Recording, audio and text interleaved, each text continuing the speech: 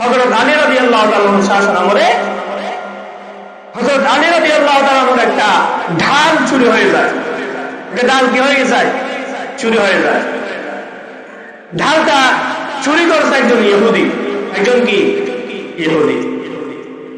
তো হযরত আলী রাদিয়াল্লাহু তাআলা আদালতের মধ্যে ওই ইহুদির বিরুদ্ধে কি করলেন?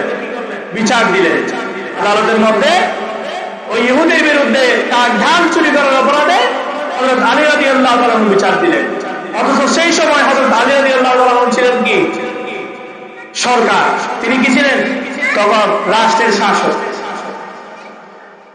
বিচার দেওয়ার পরে আদালত থেকে হযরত আলী রাদিয়াল্লাহু তাআলার কাছে বার্তা আসলো, আপনি আপনার প্রমাণ সহ অমুক দিন অমুক তারিখ আপনি আদালতের মধ্যে কি হবেন?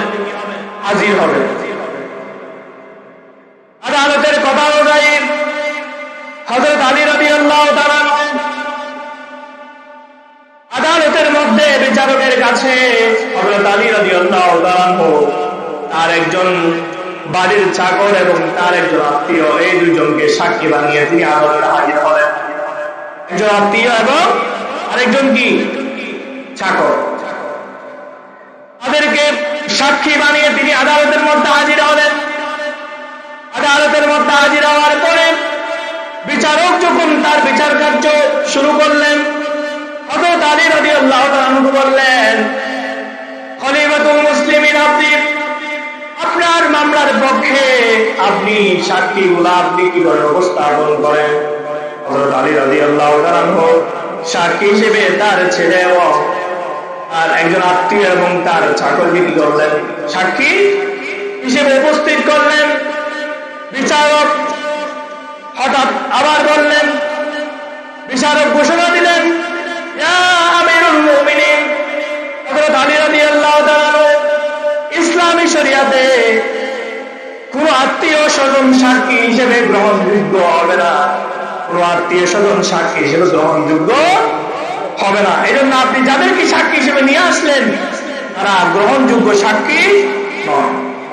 গ্রহণযোগ্য সাক্ষী না হওয়ার কারণে মামলার রায় হযরত আলী রাদিয়াল্লাহু তাআলার দিকে না গিয়ে ওই ইহুদি যে প্রকৃত পক্ষে হযরত আলী রাদিয়াল্লাহু তাআলা ঢাল চুরি করেছে, বিচারক তার পক্ষে কি দিয়েছেন? রায় দিয়েছেন তার পক্ষে, ইহুদির পক্ষে। মূলত হযরত আলী রাদিয়াল্লাহু তাআলা ঢাল চুরি করেছে ওই ইহুদি। ওই ইহুদি কিন্তু প্রকৃত কি? চোর। কিন্তু হযরত আলী রাদিয়াল্লাহু তাআলা তিনি যুক্তিযুক্ত সাক্ষী উপস্থাপন করতে না পারার কারণে বিচারক মামলার রায় দিলেন কার পক্ষে? চোরের পক্ষে। কার পক্ষে? চোরের পক্ষে। ওই ইহুদি কি করলেন? ইসলামের এই মহানুভবতা দেখে, ইসলামের এই সৌন্দর্য দেখে ইহুদি কি করলেন? ওখানেই তিনি তার দোষ স্বীকার করে আর দেরি করেন নাই, তিনি সেখানে স্বীকার করলেন বিচারপতির কাছে, হযরত আলী রাদিয়াল্লাহু তাআলা ডাল আমি চুরি করেছি। তিনি ইসলামের সৌন্দর্য দেখে ওখানেই আর দেরি না করে, আর বিলম্ব না করে তিনি ওখানেই পড়ে নিলেন, লা ইলাহা ইল্লাল্লাহু মুহাম্মাদুর রাসূলুল্লাহ। ইহুদি ওখানেই কালিমা পড়ে মুসলমান হয়ে গেলেন। পড়েন সুবহানাল্লাহ। ইসলামের সৌন্দর্য দেখে ইহুদি তার দোষ স্বীকার করে তিনি ওখানে কি হয়ে গেলেন? মুসলমান হয়ে গেলেন।